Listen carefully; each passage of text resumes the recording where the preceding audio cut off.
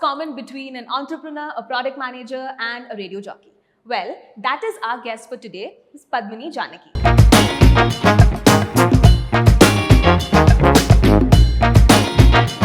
Hi, Padmini. It's a pleasure to have you here. Thank you, and it's amazing being here. How are you today? I'm doing absolutely well.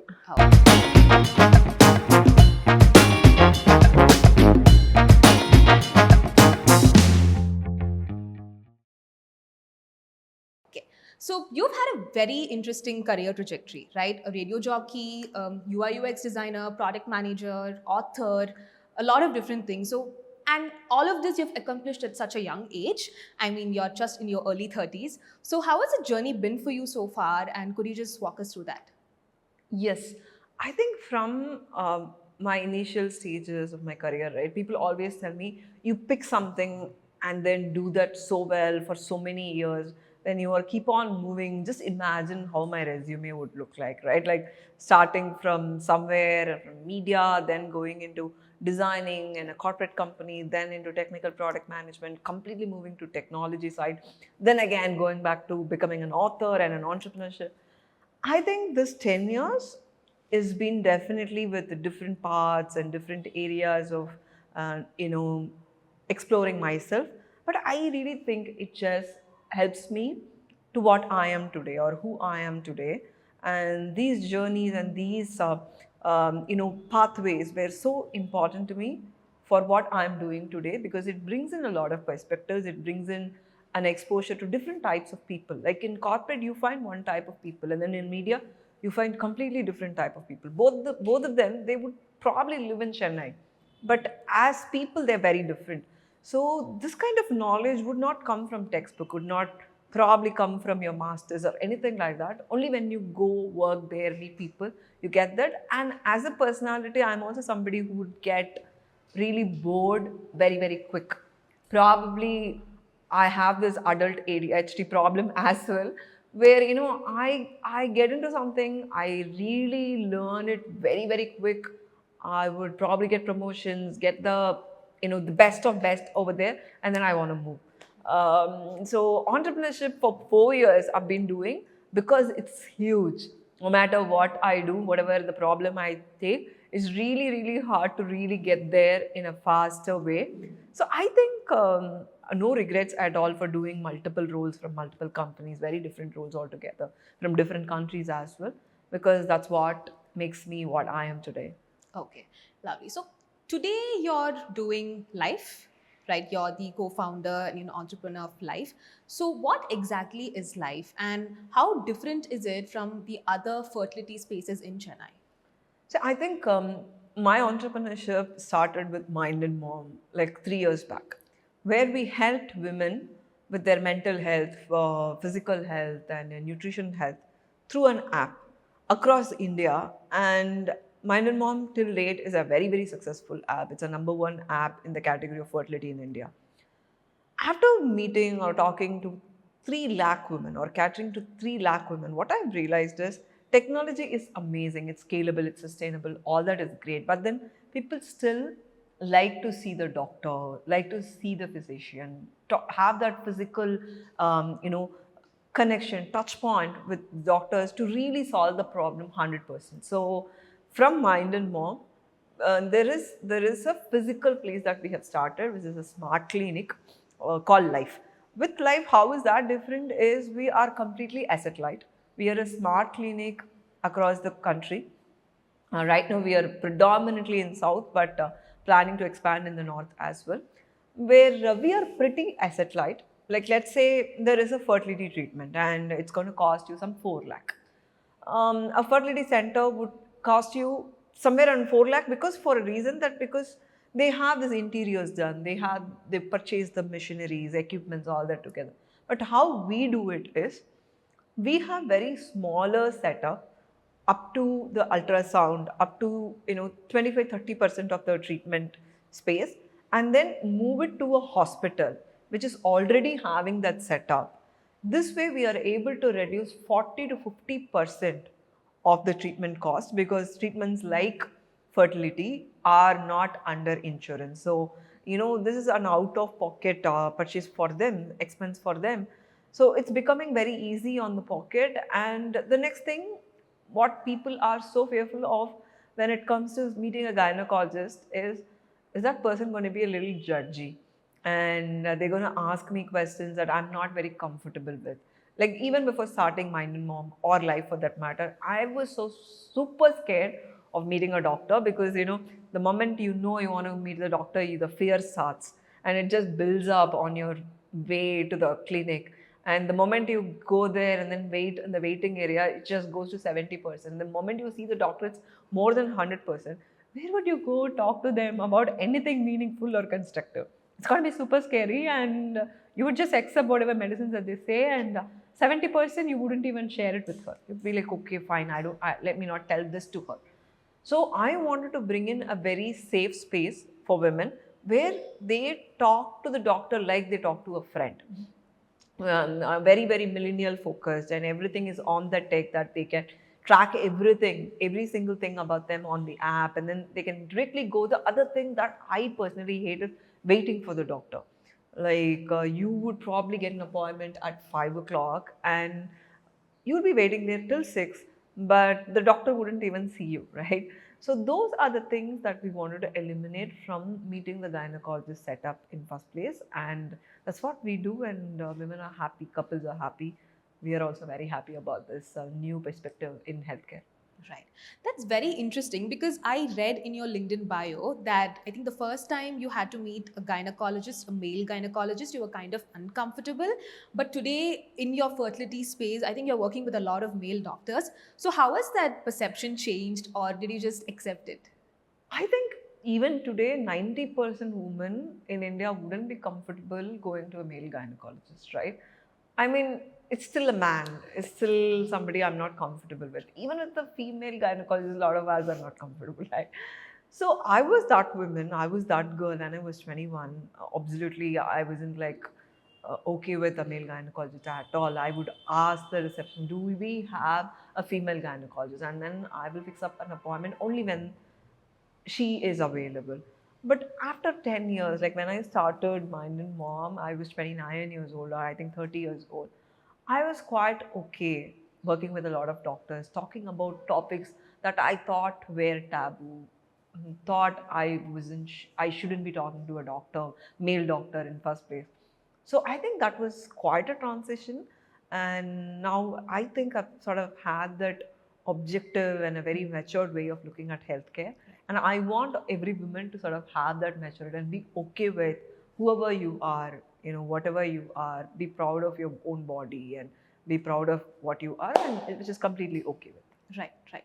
So you said that in life it is an asset-free setup, Set right? yeah. So if I understand correctly, at first the users will be interacting with the application, and after that there's a filter process or something, and they only come to the clinic as and when required. So I think there's no filter process. Like if, for example, if you want to meet a doctor, you can just walk into life and then meet the doctor.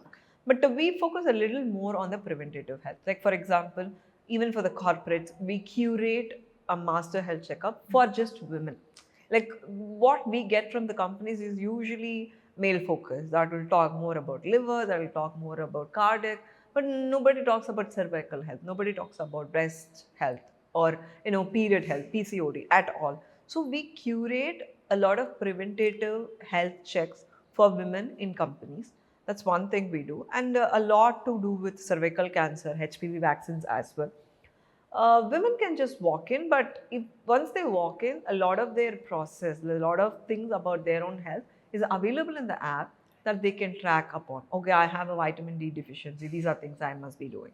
Things like that. So it becomes your twin health, something like your digital twin health, where you have a fair idea of this, what is happening with me. Right. So I think what sets it apart is that like we have applications like Flow or other apps so you can track your cycle and stuff, but we don't have the space to have a physical connect after that, right? So I think that's where exactly that's what we were doing with Mind and Mom. It was just an app. We were tracking cycle, we were tracking pregnancy, we were tracking fertility journey. But I felt this one thing missing. You're not solving the problem. You're probably like vitamin, but not a painkiller. So that's when we came up with these physical centers recently. Very nice, very nice. So, do you have any in-house solutions that you've built for these solutions that you're providing, or like how do you go about the technology aspect of these things? So I think we have come up with very, very different solutions for women health because in general, when a hospital says, okay, you have a fertility issue, you need to go to IVF. There we are practicing to bring in a lot of options on the table. Like it could be because of the fibroids, it could be because of some other PCOD issue where just a lifestyle modification is enough. So here we bring in a lot of options in front of the women, and it is her choice to pick, okay, I'm fine with an IVF, or no, I will wait for 2 years, work on my work life balance and lifestyle modifications, then come for pregnancy. Or I'm not even ready for this, let me freeze my egg. So we bring in a lot of options with the help of the AI, with the help of the technology, of course, makes it much more faster and much more scalable and sustainable as well. Right. In your roles, right, in your career roles all your life, I think one common denominator is technology, be it the UI UX part or your product manager. I know technology has always been that common Correct. factor. So how exactly do you think technology is helping in the women's healthcare space, especially in the fertility space? See, I think without technology, you are at another hospital or a clinic, or they're calling yourself like 30 bedder, 40 bedder. That's not what I wanted to call myself as, or I wanted to do it in a larger scale. See, in fact, we started healthcare in a scale because as an app, you have like 3 lakh people using it at the time, and utilizing it in a way it's being helpful to 3 lakh people. You don't want to go any low. So I wanted to build something much more scalable. Like 3 lakh is not enough. How can I go support some 30 million women? That's how the thought process is. So smart clinics plays a very beautiful role where if there are hospitals, which is like 70% of the hospitals in India are underutilized, equipments are underutilized. So what we do is we don't go set up our environment out there.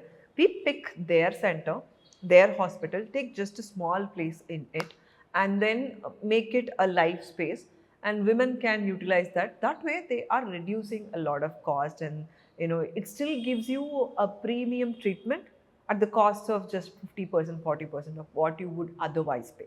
So that's how we are different, and if everything is connected to the technology. This woman can go to literally any life clinic, get the same treatment, continue her treatment. Some people might want to do this in Chennai, then move to Bangalore, which is all possible with the help of technology. So, in your book Myths and Millennials, you have debunked a lot of myths, right? That women usually are subjected to, or like a lot of other myths that women usually are told to, right?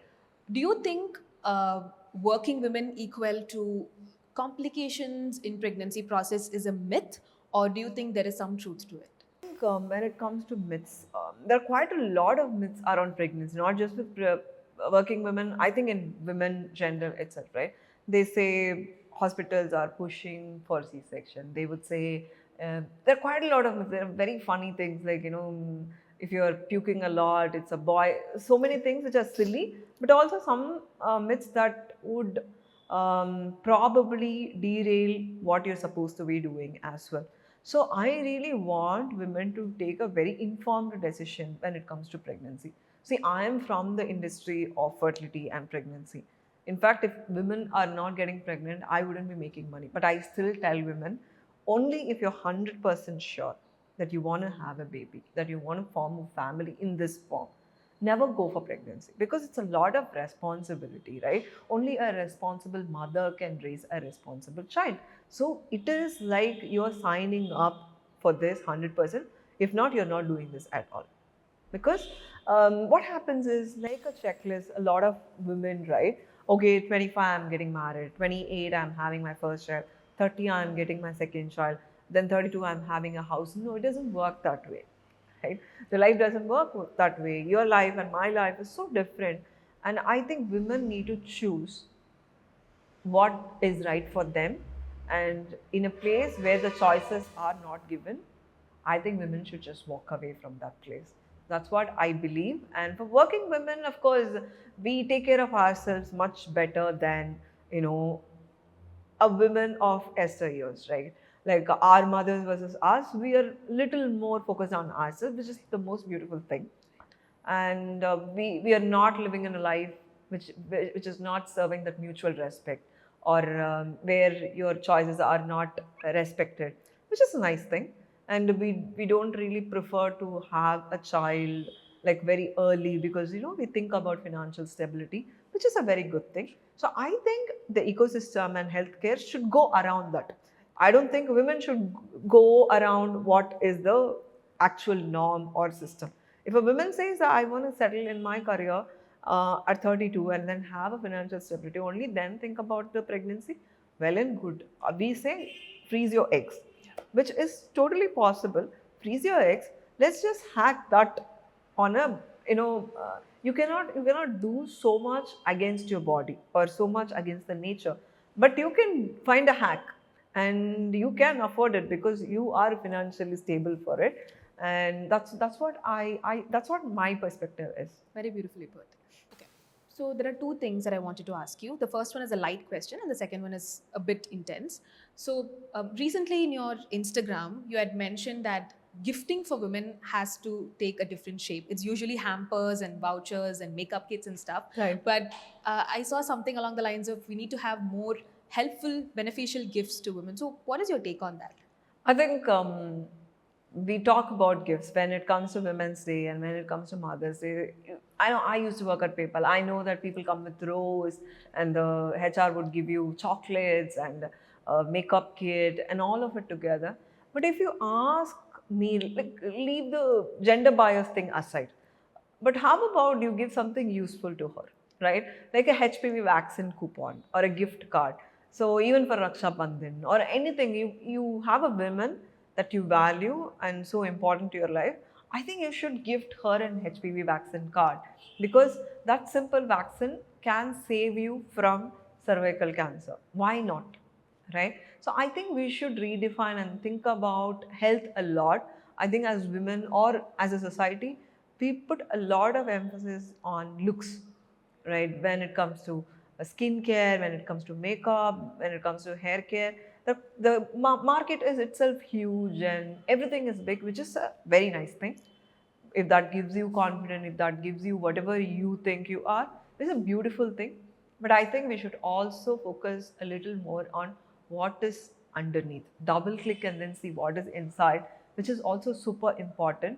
I think as companies, we should start thinking about how can we bring in a lot of meaning for the women at workplace. True. What is your approach to addressing fertility related stigma? So I think fertility related stigma is, as a country, as a culture that we all in India, right? I think women who are not mothers are treated very differently after an age. At least in the cities, it's still fine, but in some parts of the country where it's not okay. I think as a society, we should stop doing that. I think don't ask anybody when are you getting pregnant or when are you planning a child. Don't ask. It's not even a required question. It's not adding up. It's not a constructive one. It's not going to add value to you or them or in any ways. I think you should just leave it to them, and they will know. They will choose when they will have to do what. Right? It's all grown ups, and I think as a society we should stop doing that. And second thing is, we all have a system, we all have a template of life, right? For some families, these things are so mandatory for a happy family. Let's not bring that blueprint, and then somebody's not living that life. Don't really go rub it on their face or tell them what to do. I think we should just let it loose, because all our templates are different, all our lives are different, and we can choose our milestone, we can choose our things whenever we are ready. So I think by just sorting these two, we will sort of cover the entire myths about fertility, and we will leave it to them, let them figure it out. So would you say that life or you are also taking this as a core, part of Correct. your Correct. mission Yep. in destigmatizing, Yep, the yep, fertility yep. issues? Yes. See, we tell you not becoming a mother is absolutely your choice, but if at all, if you choose to become a mother, we will give our 100% in helping you attain that. So that's how we look at fertility. It's not like we never will, publish any ads like a couple are sad, everybody's asking them, then they go to this hospital and then they become parents. No, that's not what we are. We are a very different brand altogether. Even our doctors are very, very different in approaching infertility. We are like, whatever you choose, we will help you with that, right? What is right for you, we will guide you. And then the whole journey becomes very beautiful for you. Otherwise, it's very, very difficult. Why you have to go through all that? Because a lot of times I think, like you said, be it gynec or anything related to fertility, like even it's kind of like a taboo to even go up to a gynecologist if you're not married, right? Correct. Because then you're going to have face a lot of questions, Correct, and you don't correct. even know if you're comfortable going to them or talking to them. Like I myself have faced that when I'm like, should I go? Or I check with my friends, say, is there a safe gynecologist, somebody Yeah. who's non-judgmental, Yeah, yeah. somebody, so you say that we can have them in Correct, live, so we correct. can, in Chennai it's available for us through It's live. it's in Chennai, yes, and it's in Chennai, and this is a PCOD month. So we've been, consulting women for a lot on the PCOD space, because out of 10 women who are walking in for OP, at least 4 to 5 have a PCOD issue, and that's something that we all need to address. And I suggest women to consider HPV vaccines as well. You don't have to come to my hospital and do this. You can find any gynecologist near you, talk about HPV vaccines, definitely take it, because it's very, very important. It can save your life. So what are your plans for developing new technologies for the fertility space? I think when I look at technology, it's not like I have a technology, we have an AI, we have a model, so we have to build a product around that. I look at technology as, I have a problem, can technology solve it? So that's how we have developed all the technology around life, or mind and mom for that matter. So when I look at technology, I first look at the problem and then say, hey, there is a problem in the transparency for women who are trying to get pregnant. What do we do? Then I go to the technology team. Then I go to my product manager. Then we will build upon that, which is working beautifully well for us. Right. In your opinion, how do you think technology can improve access to fertility support? I think, in my experience, what I have realized with technology and fertility, right? Before this, women were not having enough idea about what's happening in their body or health or in their fertility treatment. Like, how many eggs are retrieved from me? When am I having the next injection? How is my egg quality? None of these are discussed with women, right? So today, with technology, we are able to give a complete transparency that brings in a lot of trust, and then the treatment becomes much more easier. Okay, this is the percentage or chances that you might get pregnant. We might have to try this for 3 4 months. You don't have to give any fake promises when the data and technology is by your side. You don't have to, everything is going to be okay, you'll be fine. Maybe, yeah, I don't know how helpful that advice is, right? Hope cannot be a strategy. So even in healthcare, you need a data, you need a way how, what, and why for women to be logically be signing up with you, so the success is much better. So that's how I look at it. I think that's going to be my new mantra. Hope cannot be a strategy. Okay. So, by the way, you recently got featured in the Week magazine's article named Mother Nurture. Yes. So, congratulations on that. Thank you. So, in that, you had mentioned that your own mother had, ventured into different careers as well. She had done different roles. So, would you say that she is your source of inspiration for entrepreneurship? Absolutely. Yeah, yeah, yeah. Just like any daughter in India, mother is going to be a first inspiration. Even my grandmother, for that matter, both of them are like alpha female, lioness women. Like, they would go figure out anything. Like, of course, they did not have access to education or opportunities like I do or we do, right? Their times were very, very different, but they still cracked it so beautifully well. There were no backings, there were no men supporting them in any ways at all. But I think my mother definitely is a big, big source of inspiration for me. Right. I think my mother is like at least 100x of what I am. I'm just trying to crack just 1% of her. She's so intelligent. She does sound like a very inspiring person. Is that why you have her name as well? Like Yes, I do. Padmini Janaki. Janaki Janaki stands for your stands, mother. yeah. That's beautiful. What is next for Padmini Janaki? I think for me, I think the way is pretty long. We just started. We're just starting with very few centers. Now, the smart clinics as a concept is beautiful, helping a lot of women. How about doing this across India? How about doing this across the world? And because there is a need, there are demand. and we are doing it well, along with so many other partners with a very like-minded doctors, very like-minded entrepreneurs, investors. How about go in this journey for a much longer way? So that's Padmini Janaki for the next 5 to 10 years at least. And then yes, let's see. I mean, things always worked out when you put your 100%, be consistent with what you're doing, and things always works. And I'm sure it's going to work for me as well. Wishing you the best for all of Thank you that. very much. So there is one more interesting thing that I found on your LinkedIn bio, which is frozen tomato. So what is it all about? Frozen Tomato is like a small boutique that we have started where we had only single mothers employed there and the tailors and all that. It went on well, but that is when I became mom. So I sold that entity, and then I got those machine to all the single mothers out there, and now they're all separate companies and tailoring units, boutiques all together, which is the most beautiful thing. I did that when I was 24 years old. Wow. And yeah, that was in my journey one of the other thing that I did. That's amazing. Like you've done so much to give back to the society, especially As much women. as possible, because I've also received a lot from the society. Beautiful, beautiful. God bless. Okay. So, in your book, Myths and Millennials, you've debunked a lot of myths, right? Is there any recent myth that you would like to debunk? I think in the book there are quite a lot of myths that I debunked, where some of them brought in a lot of controversy to me as well, and some of them which stays true for a lot of people.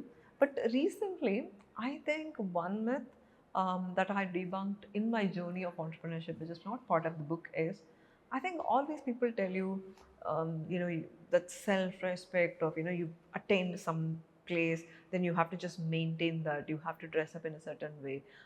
You People will have to come and see you. They have to, if they are the juniors, they will have to come and tell you good morning. You shouldn't be going.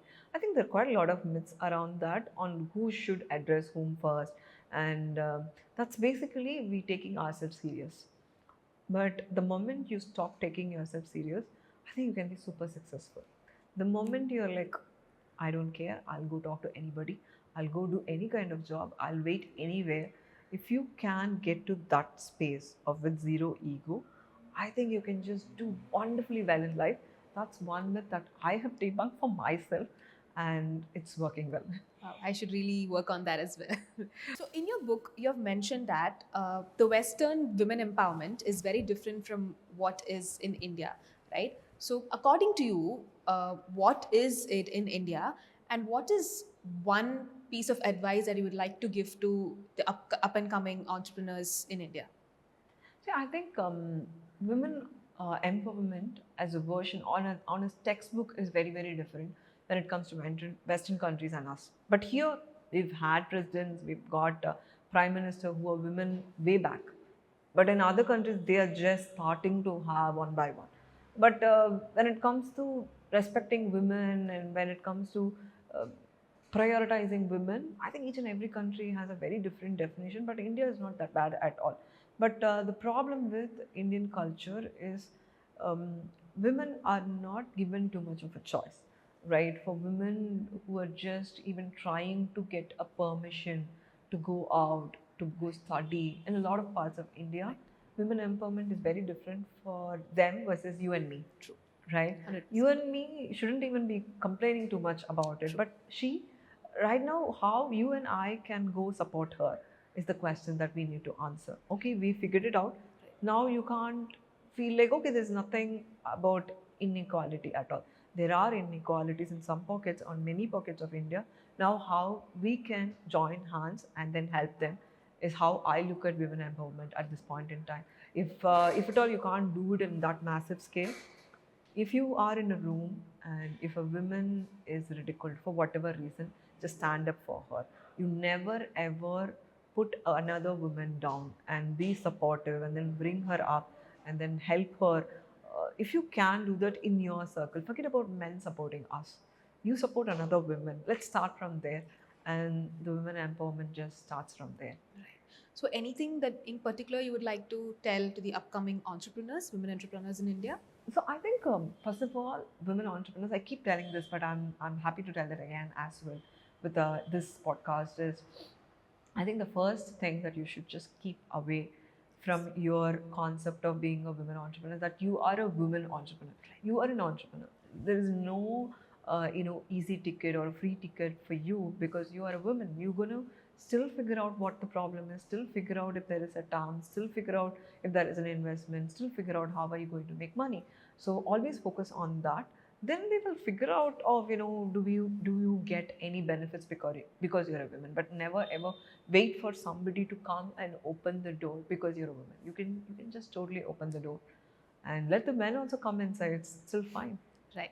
I think I saw this one more line in your book that says, the right choice is a myth, right?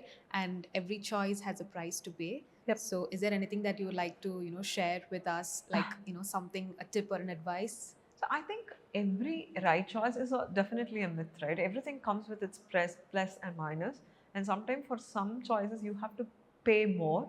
For some choices you have to pay less. The pay is not necessarily money. The currencies could be different.